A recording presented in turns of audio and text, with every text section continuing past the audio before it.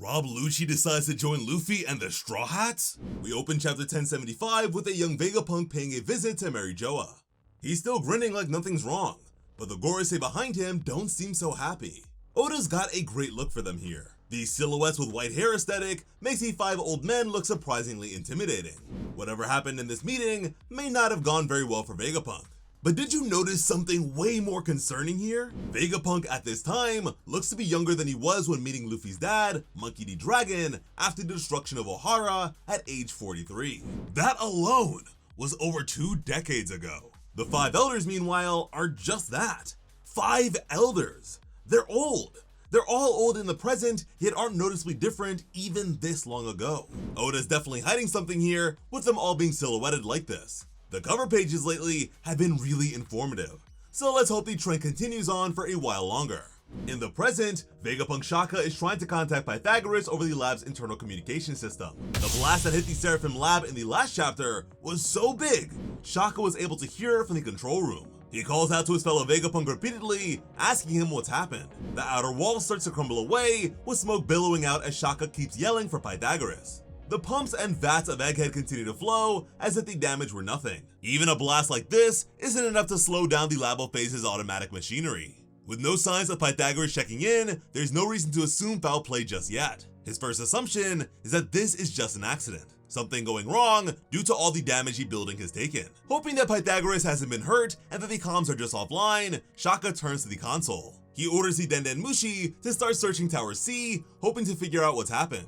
We see one of the adorable monitor snails swiveling around on the wall, taking the area in. The little guy seems to spot something, its eyes focusing on some moving point. Back in the control room, Shaka makes out a dark figure emerging from the smoke. The helmeted Vegapunk does a double take at that. Someone's shadow is moving within the damaged area. We get a glimpse of the creature, a thing that looks like it's mostly head. Is it non-human? Or is the silhouette distorted by the camera angle? Either way, the thing is reaching out towards the Denden Mushi.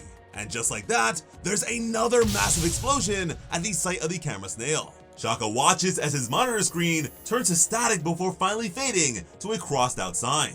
Something just killed a Denden Mushi. This villain is heartless. Outside, Luffy and Zoro are still sitting about, with the handcuffed CP0 agents at their feet. Luffy has recovered a bit and is standing up, trying to use his headpiece. Zoro asks what's going on, but Luffy shushes him.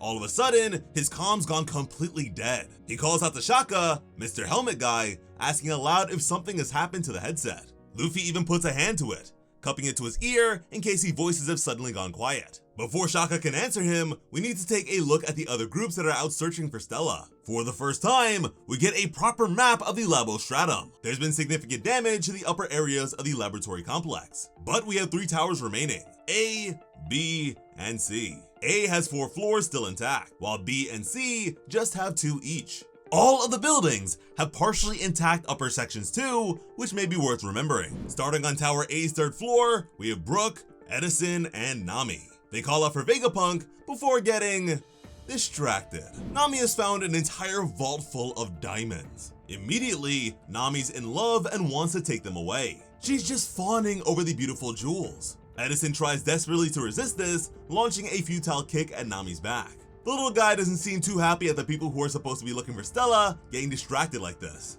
Brook, pretty reasonably, points out that the Vegapunks are planning to leave the island. If they were going to abandon these things, what does it matter if Nami takes them for herself? Edison admits that this is a fair point, though he's still not happy about the Straw Hat's sense of priorities. And Nami swiftly proves him right. In no time flat, she has an entire backpack loaded up with treasure and is ready to head back to the control room. Edison protests that they're supposed to be looking for Stella. Nami leaves her treasure behind for now, content to come back later. As they go, Edison clarifies that these aren't cosmetic diamonds. They're manufactured diamonds, they're supposed to be used for industrial purposes only. And Nami stopped listening after manufactured. She's enraptured at the idea that the Vegapunks can just make diamonds. She clasps her hands, her eyes making those familiar berry signs. Our navigator is singing the praises of the future and its infinite treasure, while Edison starts calling out for Shaka again. The little guy seems nervous to be on his own with these Straw Hats right now. Telling treasure-hungry Nami I can make diamonds may have been a mistake. 1 floor beneath that group, on A2, Chopper, Atlas, and Robin are doing better at staying on task. They're just strolling along, taking in the lab while they look around for Stella. Chopper asks Atlas about her face. They'd seen it broken down on the island, but she's made an impressive recovery. Atlas makes it clear she can replace any part of her body whenever she needs to. She attributes this to the future. But before she can elaborate, Robin stops the pair. Looking into one of the vats they're walking past, she spotted something that looks like Vegapunk. Atlas clarifies, however, that what she's seeing isn't the old man. It's an organoid, an artificial human made to recreate replacement organs. Presumably, this gives Team Vegapunk a way to transplant artificial hearts and lungs rather than relying on human donors. Chopper is wowed by this technology and is literally in tears over it. When Robin points out that the result made her assume Vegapunk had been cut into pieces, however, our little reindeer starts to look a bit more terrified. Presumably, organoids aren't stored as full bodies, but as component parts. That has to look pretty gruesome. Moving away from these search parties for now, we return to the group guarding CP0. They're at the highest point of the main building. The command room is at A4. Luffy's gone back into the control room to talk to Shaka. This wide shot makes it clear that this central area is not in great condition. The Vegapunk of Wisdom is just standing in the center of the rubble. Shaka barely seems to hear Luffy, however. He's calling out into the communications channel, trying desperately to reach Edison. It looks like the entire communication network is down. Luffy doesn't pick up on that, however. He's just talking to Shaka to figure out why his headset isn't working. Straw Hat tries to reassure the helmeted scientist that he's not the one who wrecked the comm, but Shaka clarifies that what's going on isn't Luffy's fault. He calls him over to take a closer look at the monitor. Vegapunk and Straw Hat watch together as the camera feeds flick off, one by one. Luffy actually looks a little worried by this. As much as we poke fun at his dumber moments, he knows that this is bad. Something is taking out the cameras just when his crew split up to investigate the lab. They can't even tell where the rest of the search parties are at this point. Luffy sticks with Shaka in the mostly wrecked control room, watching over the remaining monitors. This can't be an accident. Someone is deliberately taking out the laboratory's camera network. Why? Where are they? With those questions lingering in the air, we cut over to B2. We've got Jinbei, Stussy, and Sanji here to be Team Tropical Shirt. And even by Sanji's normal standards of female appreciation, he's got it bad for Stussy. He's been so wowed by the former Cyberpol agent, he's asking her to call him a dog. This man thinks he's Denji from Chainsaw Man. Stussy's okay with it though, just trying to keep him focused on the hunt for Stella. Jinbei notes that they've got a big task in front of them. This laboratory is particularly massive. Stussy explains that this is the weapons manufacturing floor. They can't have anything break in here, so it's built to be big and resilient. That makes this a point to remember if a fight starts. B2 is where to go for weaponry. It's likely the other Vegapunks will head here if they need to blow something up. And if the trader wants to win the fight, they'll want to take this play out as soon as possible. And then we get our final group, who are currently checking out C3. This party is the most Vegapunk-centric, with York, Lilith, Frankie, and Usopp. And wow, okay, these groups have an uneven number of people. Count it out, we have Nami, Brook, Edison, 3. Luffy, Zoro, and Shaka, 3 again. Robin, Chopper, Atlas, 3. Then it was Team Tropical Shirt, Sanji, Stussy, and Jinbei. This party is our only set of 4. When they were dividing up, someone in the Strogapunks had to pick an existing group of 3 to go with. And I'm gonna say that someone was Usopp. Because when given the option of all 3 groups, it would be just like Usopp to unknowingly pick the one that was going right into danger.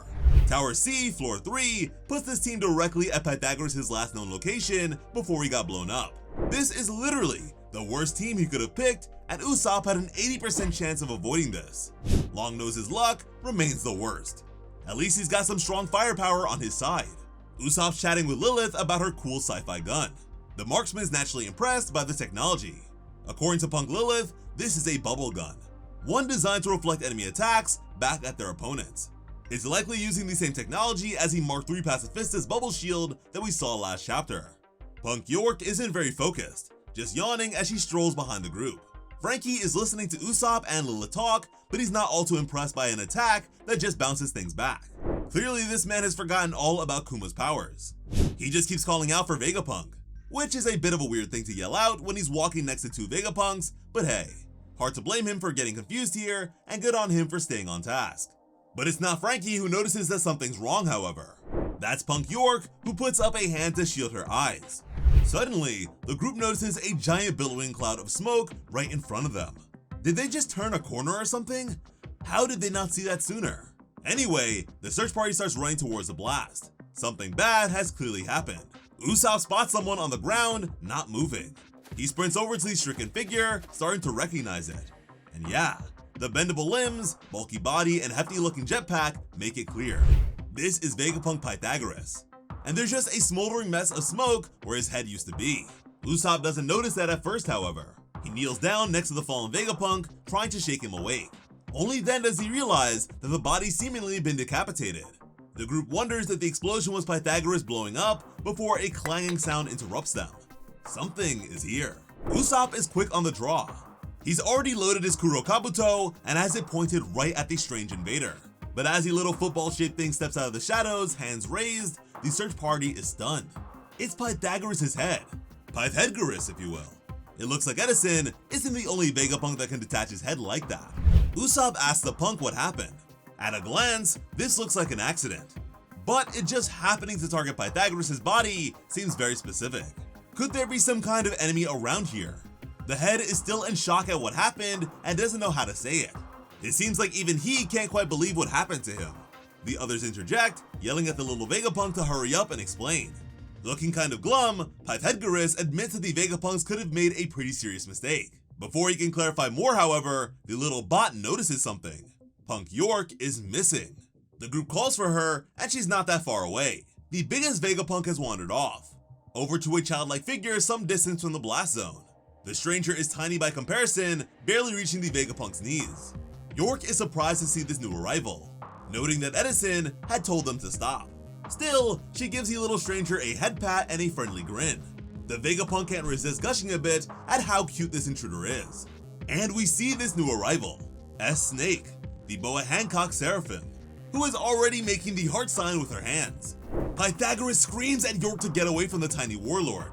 He knows what's coming, but it's no use.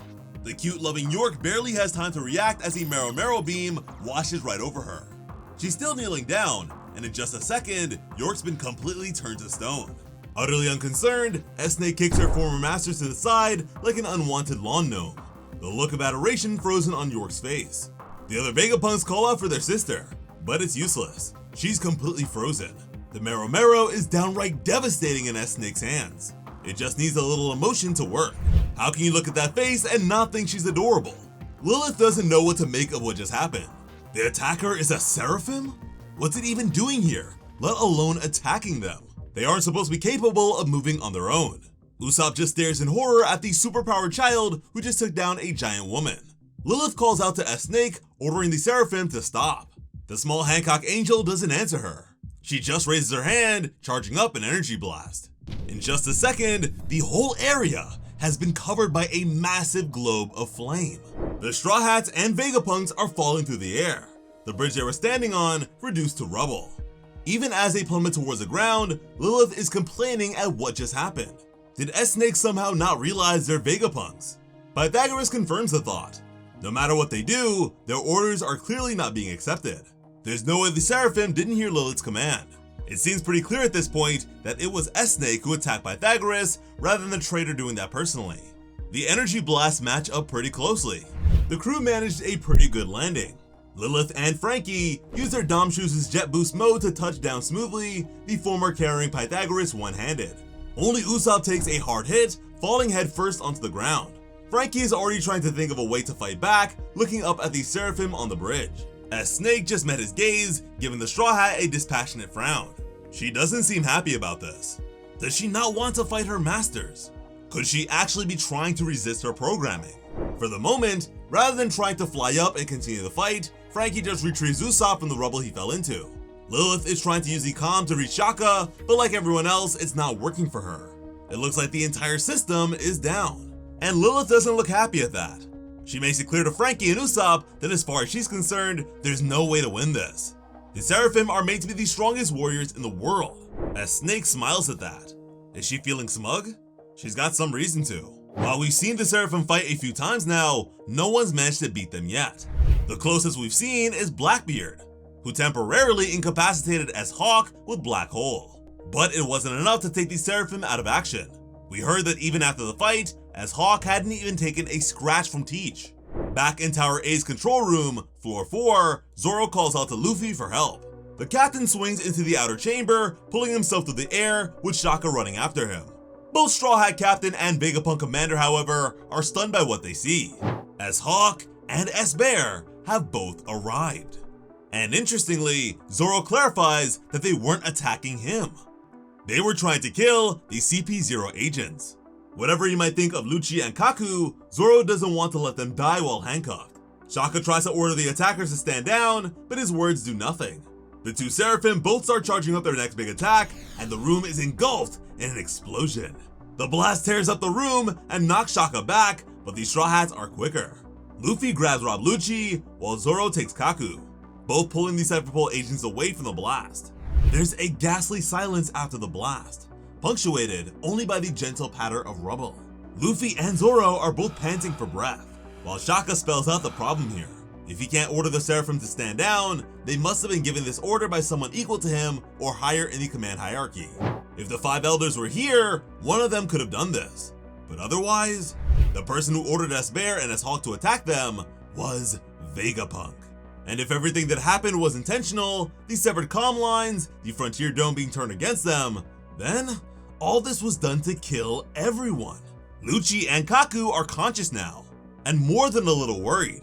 They sound groggy, but they're quick enough to pick up on what Shaka said. The Seraphim trying to kill them specifically isn't something they expected either, and they're painfully aware that they can't defend themselves right now. Kaku moans, "Those no good Seraphim scamps." They've only got one option here. The two assassins turn to the Straw Hats, offering Luffy and Zoro a temporary alliance. If they take off their handcuffs, the pair will be able to help them against the rampaging Seraphim. Two of the world government's finest agents have to be helpful in a fight, right? Zoro and Luffy do not look happy about that idea. Will they go for it? Trusting CP0 is dangerous. But if you try to keep them safe while they're cuffed, Luffy and Zoro will be at a massive handicap against the Seraphim. They may not have much of a choice. As always, I'm Slice of Otaku. Thank you all so much for watching and have an awesome day. I love you.